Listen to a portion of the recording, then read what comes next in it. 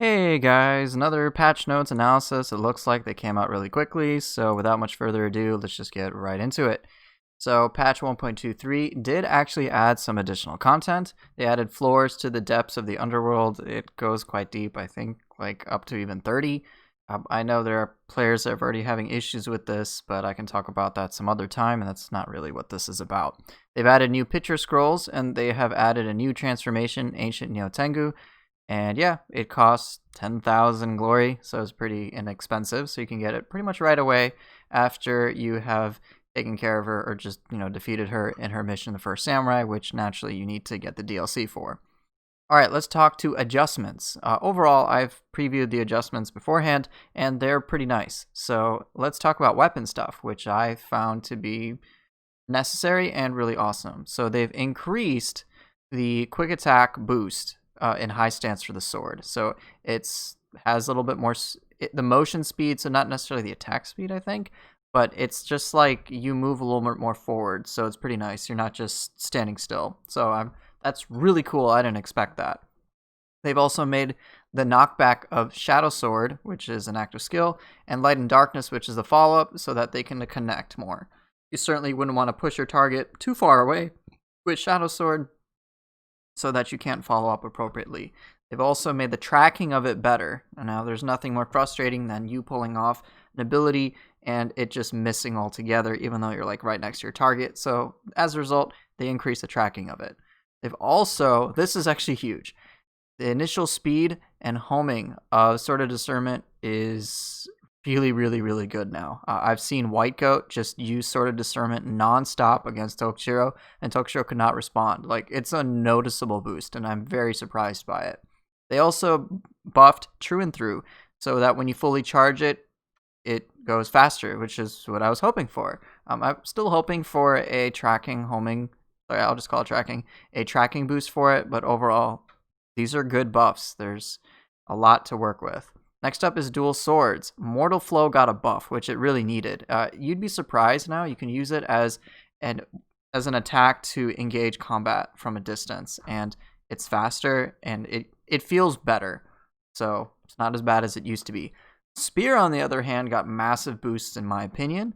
So the knockback of skills like Windmill 2 make it so that you just don't push an enemy away, which can feel bad. So kind of in the same vein as Water Sword. Also, Call the Herd got a boost. More hits and the damage dealt for each additional hit. I don't know exactly if it means a raw damage boost in general, but more hits is certainly pretty cool. And now here's where it gets crazy. Spears, skills, Call the Herd, and Flying Monkey. So not Flying Monkey 2 when you actually stab, but Flying Monkey 1 where you just jump over, have key pulses. What the shit, man? That's crazy. So yeah, the key pulses have been added to the spear active skills, and they're pretty crazy. So yeah, that's a pretty big spear buff. Next up is the Axe Stone Mallet. They made it so that you move faster and you can perform key pulses faster, and it's just a better, faster ability, which is something Axe was lacking, speed. So now they've made Stone Mallet pretty cool. And they've also done the same thing to Roar, shorten the time in which a key pulse can be performed and decreasing the recovery period. So again, overall animation buffs to the axe, which is awesome. And then the Sheed skills for the axe, all the specific buffs, you have less recovery time. I am very happy with that. Let's get on to the next page. Kusari Gama, retreating strike, key damage is increased, and recovery frames are reduced. That's great. Renegade Dragon tracking has been improved. Nice. I really like that because, of course, it's such a long animation ability, and if it just misses all the hits, it feels really, really bad. So that's good. Tail Strike for the Odachi. So you move forward, when you perform this follow-up. That's good. I'm really happy about that. It can feel a little awkward when your target just moves away and you're just kind of doing the tail strike, pretty much at point blank range, and it's just kind of awkward. Next up is Tonfa. This is freaking amazing. Tonfa active skill Crimson Lotus gets improved tracking, attacks faster, and yeah, it's just overall just making it such a fast weapon now. Crimson Lotus is so good. So you can use this, you can use Devastation, and it's good. Crimson Lotus, I'm glad they did this. Sweeping Kick, faster, very slightly faster animation. I've tested this. It is noticeable to anyone who's played Tonfa enough, and that's great. So it just helps this weapon compete against claws, which honestly, it's great. Tonfa's high stance strong attack and the Tonfa active scale Heavenly Chain have greatly improved tracking, and it's so good. Now it's like, man, I don't whiff these attacks with a Tonfa, and you're just much more likely to enjoy this weapon if you didn't already enjoy it before. Next up is Hatchets. Dual Hawks has better tracking, thank God, man, and less recovery frames. Holy shit, that's great. I mean, that's awesome, making these abilities feel even better. And now this is something that I noticed. Made it possible to perform a key pulse with Mountain Climber. So this is when you jump over your target, and then if you go for the hit, you can do a key pulse with that. You can't do it just by jumping over, but when you do the attack, you can do a key pulse after. That's awesome. So that's great. So it just, for me, Hatchet's got so many new tools, and now Hatchet's has even more things on top of the more things, and it just makes it feel so good. Next up is the Switch Glaive. So with the Switch Glaive, they've changed it so that there's less recovery frames. I mean, that's good. Low stance boost, just less recovery. Like, that's awesome. And even with skills like Transient Blade and Skyward Blade. So yeah, you've got just general animation buffs, shortening the time in which a key pulse can be performed, and then decreasing the recovery period. That's great. Also, you made it easier to hit enemies with Kibosh Kicker. That's really good too. Arc of Chaos got changed a little bit. So by enabling back attacks on the Switch Glaive's return and decreasing the damage of the attack. So overall, total damage will go up when you include the attack from behind stuff. But it's just so that it kind of makes sense when the Switch Glaive is coming back, you are performing back attacks. That just makes intuitive sense, and then they just rebalanced it so it overall wasn't like too obscene or anything. I mean, it's still obscene if you manage to get the sweet spot where you hit somebody like 5 or 6 times, so it doesn't really matter, and it's still a great ability, but this is great. It's pretty cool. Next up is Fists, so you get advanced distance for Sunrise. That's great. I mean, I know sometimes just having things, I think having things miss feels bad, so having that work out is good. And then for Fists, Wolf Claw, which is the new anima generator, has better tracking. No complaints there. Next up is Split Staff. Adjusted the Split Staff skill Ebb and Flow by making it easier to connect from a mid-stance strong attack. Interesting. I never really noticed it, and I played Split Staff a lot, but hey, I'm not going to complain. Please, by all means, do stuff like that. Next up, adjustments related to players. Decrease the amount of elemental accumulation and anima charged by certain split staff attacks. So I imagine many of you will be a little upset in regards to this, whether it comes to abilities like Dragon Dance. I know Changing Ways is probably what's been most noticeable, but in all honesty, I was surprised that Changing Ways generated as much anima as it did. I think I generated like 7. Like, that's pretty damn high for just one ability. So it feels fair that they reduce that. I still think abilities like Changing Ways are absolutely top tier because they do things that other weapons can't, which is almost immediate airtime, and I've avoided many, many different things. So yeah, that's pretty crazy still.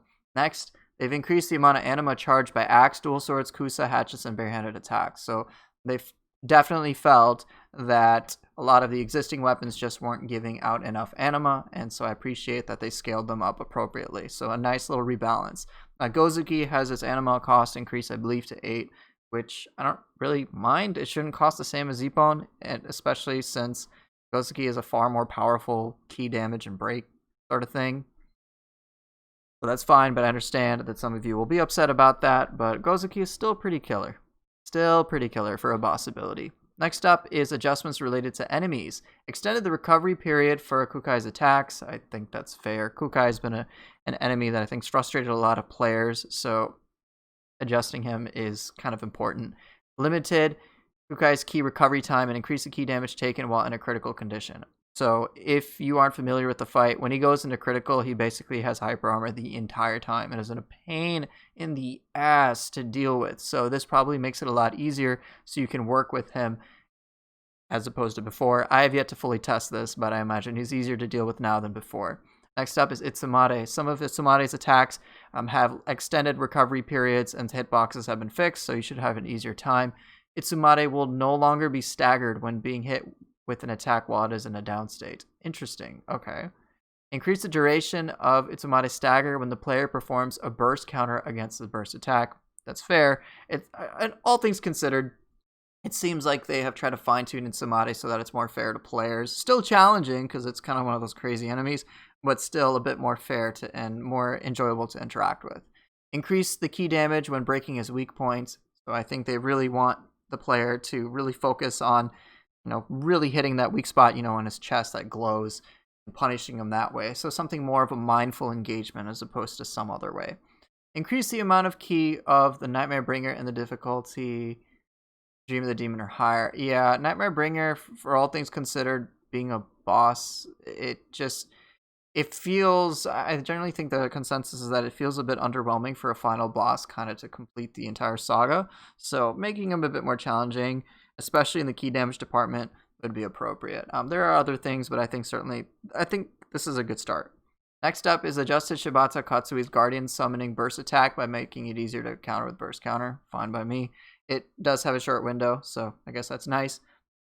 Decrease the damage dealt by Ground Fire produced by Wheelmonk and Kasha.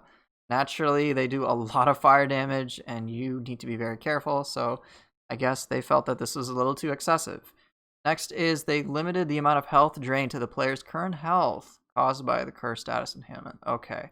So they probably felt like certain enemies just lifestole way too much. I know Ren Hayabusa was an enemy that I had an exorbitant amount of difficulty with simply just because he would just get all his life back on top of all the other things, and it was just such a difficult battle for that reason.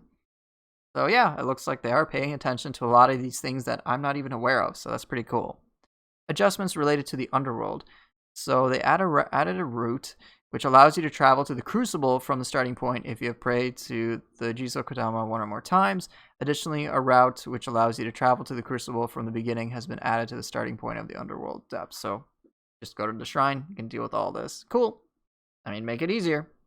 When moving from the Netherscape to the Crucible and the Underworld, your Guardian Spirit will not be automatically called back if it has been lost, and Amrita, etc. It can be summoned with the Summoner's Candle, even after transitioning to the Crucible. Sweet. So don't have to worry about a lot of stuff, but I guess still, it'd be nice if we got it back automatically, but I guess shit happens.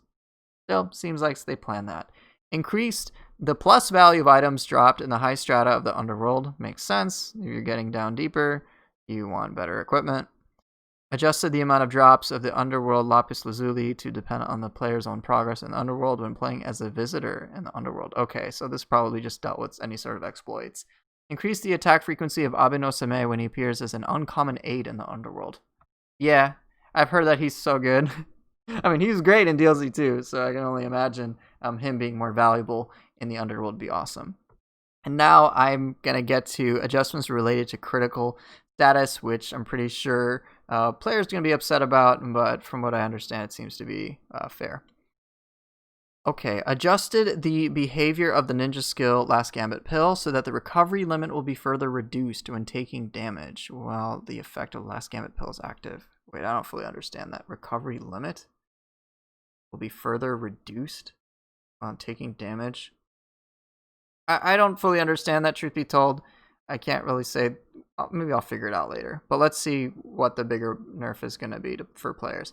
Adjusted the protection talisman by increasing the buff reduction rate when damage is taken while Last Gambit Pill is active. Oh boy. So I remember I made a build video and I used Immovable Wisdom 6 build, which involved this interaction. So, okay, I guess they're basically trying to make it so that if you're playing at critical, you are actually playing at critical and not playing it in an unintended way, which makes sense because if you are going to play at critical, it shouldn't be like you're kind of invulnerable. I know I've seen a lot of critical tank builds. I'm like, that kind of defeats the purpose, doesn't it? If you're able to survive everything at critical, if you're playing at critical, it's like, well, you're basically a hair's breadth away from dying. All right, they added new sword, odachi, and dual sword skills that activate when your health is 30% below 30% of its original value. Wait, what? What? Are you serious? I didn't know this. Okay. Well, I guess that's Okay, well, I'll have to check the skills tree at some point. That caught me off guard. All right, let's see what's next. Adjustments related to magic and ninjutsu. Decrease the amount of anima charged when talismans activate special effects, which increase the anima charged. Okay, I guess. Decrease the jutsu cost of talismans at level 3. Cool. Decrease the jutsu cost for fire shuriken. Okay. Added projectiles which can be reflected by the gust talisman. Oh, great. Cool. Familiar talismans activate special effects which increase the anima charged. I guess they probably found that it was too high. I trust them at this point. Adjustments related to special effects. The rock solid was changed by decreasing the buff count reduction from 2 to 1 when taking damage. Ooh. Ooh, wow, that is a buff. That is really nice for rock solid. I know Akala's grace is generally disregarded, but hopefully this incentivizes players to give it a chance. It's a good set, I just know it's not as appealing as a lot of others. Fix an issue where finishing flare increased damage for enemies who were not out of key and instead increased the damage dealt to enemies out of key. Okay. Interesting. Alright. Increase the effect of the following set bonuses: so Futsunushi, Take Mikazuchi, Kagutsushi, Owatasumi, and Ome Kane's Grace. I've seen them, they've been buffed. So yeah, they're much more competitive compared to other graces, which is great. We would certainly want, ideally, all graces to more or less be on the same sort of playing field, which is a difficult task, but it's still nice that they are aiming to make just about every grace feel as powerful as any other choice, especially considering some of the other stuff, which I'll get to. Fix an issue with Soul Core special effects. Attack and defense were calculated twice and increased the values of these effects around double. Okay, that sounds more like a bug fix. Adjusted the picture scroll effect, Path of the Gods, by weakening its reduction to key recovery. Okay. Other adjustments: increase the upper limits of weapon proficiency after reaching Dream of the Nioh. Cool, more points. Adjusted the strength of enemies in the training ground to reflect the player's progress in the underworld. Okay, well that's good too. Change training missions with fixed equipment to start with melee weapon 1 selected. Okay. Decrease the Amrita requirement when lowering the value of focus level during leveling up. Cool. Paralysis will now be prevented for a certain period of time after removing paralysis using Sacred Ash. Yeah, that seems important. It would suck to, I don't know, get paralyzed by a Gaki twice after using Sacred Ash. Increase the chance of getting an accessory with an increased plus value from the Stone of Penance. And increase the improvement of accessories with low plus values by the Penance Stone of the Nioh. Ooh, okay, cool. That's really nice. Added sort by type to the item list on sell and disassemble screens at the blacksmith. Cool, that's nice, more quality of life things. And then last but not least, bug fixes. Fix an issue where grapples would miss when enemy yokai would run out of ki due to specific active skills. I probably have witnessed this, but didn't really attribute it to this effect. So that's cool.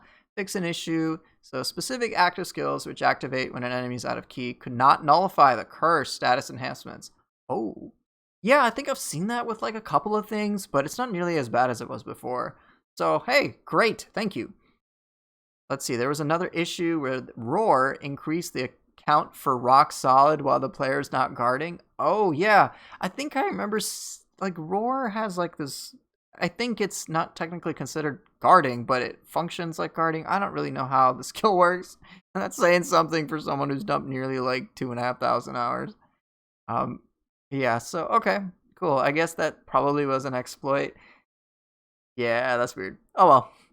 Fix an issue where Flying Monkey's custom active skill was not applying to Color Herd. Yeah, I've heard about this, so this is nice. So thanks. Burst counters could not be performed when guarding with a Switchglaive. That maybe I've noticed that. I'm not sure. That sounds like something I've noticed, but great, they fixed that. Let's see. There was an issue you could not sometimes dodge in the desired direction for the second dodge when performing consecutive dodge while in low stance with the hatchets. Oh, cool. I'll take that. Sometimes dodge attacks could not be performed. Weird. Okay. And then, let's see. Split stab active skill Shockstopper, where the effective fluid form would not activate when blocking enemies' attack at the right moment. I did notice this. So, it was kind of weird in which you couldn't get the extended version of this, even if you blocked it properly. It was just like this weird interaction. It was like you had to start the ability earlier rather than later. It just didn't make intuitive sense. Basically, it felt like if you held down the button, the inputs for it, you wouldn't get the extended. Like, it's just annoying. So I'm glad that they addressed this. So I know players may not necessarily use Shock Stopper, but still making it less confusing is always a plus. Fix an issue with swords and Tonfa, where attack input after performing a dodge attack could sometimes not be recognized. Huh. Maybe that's happened to me, I'm not sure. There's an issue with fists where custom active skills could be inherited when continuously using the same active skill in different stances. Weird. Okay. There's an issue with Gozuki's ability where you could take damage even when you were away from the enemy. Man, I have seen this countless times where it's just weird. It's like this strange extended hurt box. So it was a major deal. I've seen people like just straight up die from it, and they're like, dude, I wasn't anywhere near the enemy, but it always happened after Gozuki. So yeah, that I'm really happy to hear about this.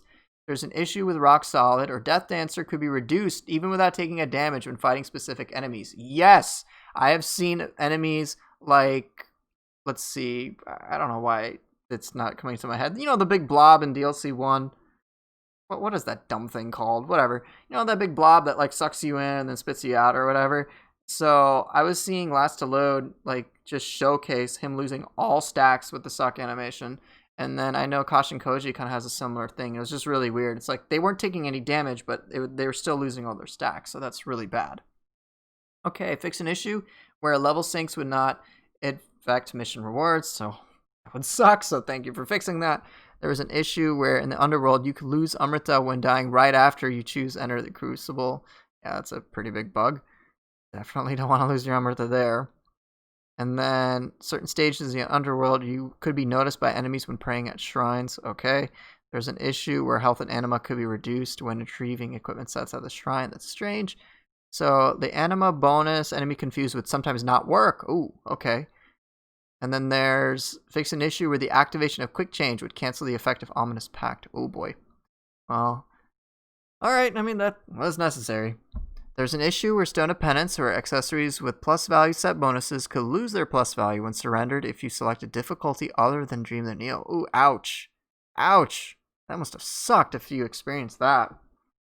There's an issue where usable items could be replenished from Storehouse when retrieving an equipment set during a mission? Huh. Interesting. Okay. Fix an issue with the soul match feature in the blacksmith where special effects could not be transferred. So maybe some of the issues that some players have been having in which they're like, hey, why isn't my special effect transferring? It says it doesn't conflict. Well, it looks like they may have addressed that. There's an issue where the amount of obtained soul cores were displayed even after you died and lost the soul cores. I think I've seen this. It's just like, why do I have 4 cores? I already lost my guardian spirit twice, so I don't know what it was, but that was a fairly minor issue. And then last but not least, there's an issue with the gameplay record. So most strata of the underworld completed in one try is not counted correctly when you quit the game during the challenge. I mean, cool. Overall, though, I am pretty pleased with this patch, especially in regards to weapon adjustments on page 1, 2, and whatnot. I think they've done a lot of meaningful changes, and I'm excited for certain things. I was not expecting additional content, and as I just kind of mentioned in sort of disbelief, I have not seen this sword Odachi and dual sword skills that activate when your health is... Well, I don't know what this is. I don't know. Like, more active skills? Are you serious? I'll have to check that out. But yeah, in any case, thank you guys so much for watching. Hope this video was helpful, and I will see everyone next time. Take care and peace out.